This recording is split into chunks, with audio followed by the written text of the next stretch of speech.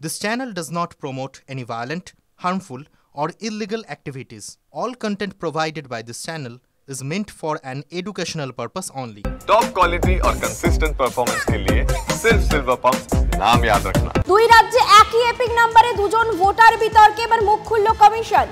একই এপিক নম্বরে দুই রাজ্যে ভোটার থাকা মানেই কিন্তু ভুয়ো ভোটার নয়, জানিয়ে দিল জাতীয় নির্বাচন কমিশন।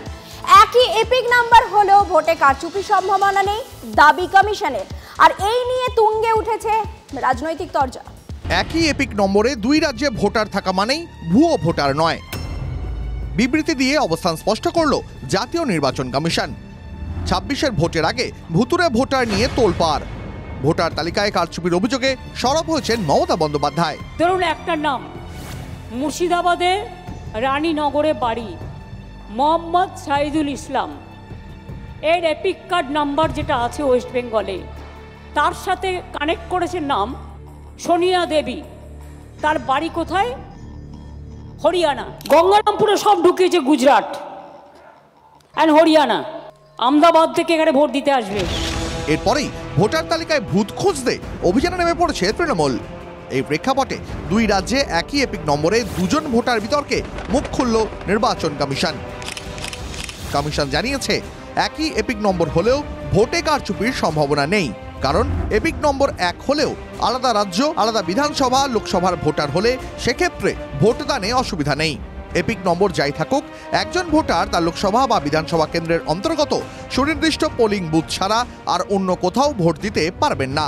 এই বিভ্রান্তি দূর করতে এবার প্রত্যেক ভোটারের জন্য আলাদা অর্থাৎ ইউনিক এপিক নম্বর দেওয়ার জন্য কেন্দ্রীয় পোর্টাল আপডেট করা হচ্ছে। কমিশনের বিজ্ঞপ্তি এক্স হ্যান্ডেলে পোস্ট করে মমতা বন্দ্যোপাধ্যায়কে আক্রমণ শানিয়েছেন বিজেপির নেতা অমিত মালভিয়া। তিনি পোস্টে লিখেছেন, ভোটার তালিকা কারচুপি নিয়ে মমতা বন্দ্যোপাধ্যায়ের মিথ্যে আরও একবার প্রমাণিত হলো। ২০২৬ সালে তাঁর আসন্ন পরাজয়ের ভিত্তি তৈরি করতে ও নির্বাচনী ব্যবস্থার উপর ভোটারদের ভরসাকে দুর্বল করতে ভুল তথ্যের আশ্রয় নিচ্ছেন বাংলার মুখ্যমন্ত্রী। অমিত মালভিয়া আরও লিখেছেন, পশ্চিমবঙ্গে ভোটার তালিকা পরিষ্কারকে অগ্রাধিকার দেওয়া হোক, অবৈধ বাংলাদেশি ও বসবাসকারী রোহিঙ্গাদের অপসারণ করা হোক। এদের তৃণমূল কংগ্রেস রাজ্য জুড়ে মমতা বন্দ্যোপাধ্যায়ের ভোট ব্যাংক হিসাবে রেখে দিয়েছে। ভাষাগত সংখ্যালঘু এবং হিন্দু শরণার্থী যারা বাংলায় বসতি স্থাপন করেছে তাদের ভোটার তালিকা থেকে নাম বাদ দিতে তৃণমূলের চেষ্টাকে আটকাতে হবে। আমরা সাংগঠনিক দিক থেকে এত শক্তিশালী যে আমাদের স্ক্রুটিনির পরে সব বেরিয়ে আসবে, ইলেকশন কমিশন বাধ্য হবে সব ইনক্লুশন করতে, আর যেগুলো ভুয়ো ভোটার সেগুলোকে বাদ দিতে। মমতা বন্দ্যোপাধ্যায় বলার পরে সব সিওদের নিয়ে সোমমঙ্গল বুথ ইলেকশন কমিশন বৈঠক করছে। দেখা যাক বৈঠকে কি আসে। আমাদের লড়াই আমরা লড়বো, গণতন্ত্র হরণ করা যাবে না। সব মিলিয়ে বাংলায় ভোটার কার্ডের নম্বর বিভ্রাটের ইস্যুতে আরও চড়া হলো রাজনীতির সুর। জ্যোতির্ময় কর্মকার ও সায়ন্ত ভট্টাচার্যের রিপোর্ট, TV9 বাংলা। ভুয়ো ভোটার ইস্যুতে এবার পুলিশকে নিশানা খোদ মন্ত্রী। প্রয়োজনে দলীয় কর্মীদের থানা ঘেরাওয়ের নির্দেশ দিলেন মন্ত্রী সাবিনা ইয়াসমিন। পুলিশের বিরুদ্ধে বহু অভিযোগ আসছে, পুলিশ যদি মানুষকে হেনস্থা করে থানা ঘেরাও করুন, নিজের রাস্তা নিজেকেই ঠিক করতে হবে। ভুয়ো ভোটার খুঁজতে কর্মী বৈঠকে দলের নেতাকর্মীদের নির্দেশ মন্ত্রী সাবিনা ইয়াসমিনের। যদি পুলিশ প্রশাসনের কোনো ইলিগাল হস্তক্ষেপ থাকে, পাবলিককে যদি হ্যারাস করে, সেই ক্ষেত্রে কেবল অঞ্চল প্রেসিডেন্ট নয়, অঞ্চল কমিটি আপনারা থানায় যাবেন, তবে এরকম শিক্ষা পাবে না। আমার মনে হচ্ছে আমাদের দুর্বলতা, আমরা একদম কেউ গিয়ে কথা বলবো না। অঞ্চল প্রেসিডেন্ট বা বুথ প্রেসিডেন্ট, বুথে যদি কোনো ঘটনা ঘটে, যদি অত্যাচারিত হয় পাবলিক, সেখানে বুথ কমিটি গিয়ে থানায় যাবে। আমি বলছি যা দেখা যাবে নিজের রাস্তা নিজের জায়গা আমাদেরকে ঠিক করতে হবে, কেউ ঠিক করে দেবে না। বহু জায়গায় বলছি ফিডব্যাক ভালো নয়। আজকে জানি এটা আমি বিতর্কিত কথা বলছি, কিন্তু আমার কাছে আমার কর্মীরা সব থেকে আগে। পরে মঞ্চ থেকে নেমেও নিজের অবস্থানে অনড় রাজ্যের মন্ত্রী সাবিনা ইয়াসমিন। পুলিশকে নিরপেক্ষ ভূমিকা পালন করতে হবে বললেন সাবিনা। বিরোধী রাজনৈতিক দলের হয়ে পুলিশ কাজ করছে বলে দেখুন, আমরা পুলিশ এখানে বিরোধী বা স্ববিরোধী নয়, পুলিশ প্রশাসন নিউট্রাল কাজ করবে এবং সাধারণ মানুষের কথা শুনবে, যেটা লিগাল সেই কাজটা করবে। এখানে বিরোধী বা আমরা পুলিশের কাছ থেকে কোনো দিন, আমি ব্যক্তিগতভাবে কোনো দিন একটা একটা কোনো ইস্যু নিয়ে ফায়দা লুটার চেষ্টা করিনি কোনো দিন, এবং ইললিগাল কাজকে সমর্থন করিনি। কিন্তু যেভাবে আজকে সাধারণ মানুষ পুলিশের বিরুদ্ধে কথা বলছে, আমরা বিভিন্ন বুথে গিয়ে যেভাবে শুনতে পাচ্ছি এবং যেভাবে অ্যাকশন নিচ্ছে, তাতে কিন্তু আমি একজন এমএলএ হিসেবে আমি ভীষণ অসন্তুষ্ট। কারণ মানুষকে সুস্থ প্রশাসন তুলে দেব, এটাই হচ্ছে আমাদের নৈতিক দায়িত্ব এবং কর্তব্য।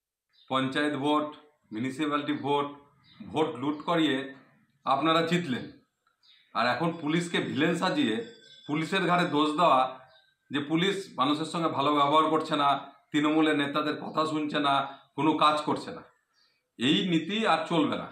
আপনারা পুলিশকে গাল দিয়ে ক্যামোফ্লেজ করে আপনারা কোনো সময় পুলিশকে ভিলেন বানিয়ে জনসাধারণের কাছে পার্টির ভাবমূর্তি ভালো করার চেষ্টা করছেন, এটা মানুষ বুঝতে পেরেছে।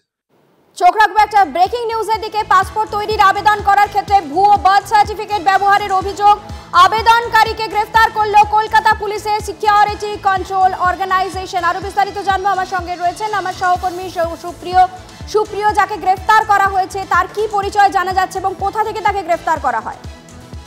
দেখো, এখনো পর্যন্ত এসিও অর্থাৎ সিকিউরিটি কন্ট্রোল অর্গানাইজেশনের তরফ থেকে বা সূত্র মারফত আমরা যেটা জানতে পারছি যে লক্ষণ কুমার নামের ওই ব্যক্তি ওয়েস্টপোর্ট থানা এলাকার বাসিন্দা এবং সম্প্রতি তিনি পাসপোর্টের জন্য আবেদন করেছিলেন এবং সেই আবেদন করার ক্ষেত্রে যে সমস্ত নথিপত্র তিনি জমা করেছিলেন তার মধ্যে কিন্তু তার জন্ম শংসাপত্র অর্থাৎ বার্থ সার্টিফিকেট ছিল এবং সেই সমস্ত নথিপত্র খতিয়ে দেখতে গিয়ে পুলিশের যারা দায়িত্বপ্রাপ্ত আধিকারিকরা ছিলেন তারা কিন্তু যে বিষয়টি প্রত্যক্ষ করেন যে ওই লক্ষণ কুমার নামের যে ব্যক্তি সে যে বার্থ সার্টিফিকেট নথি হিসাবে জমা করেছিলেন সেই বার্থ সার্টিফিকেটটি ভুয়ো।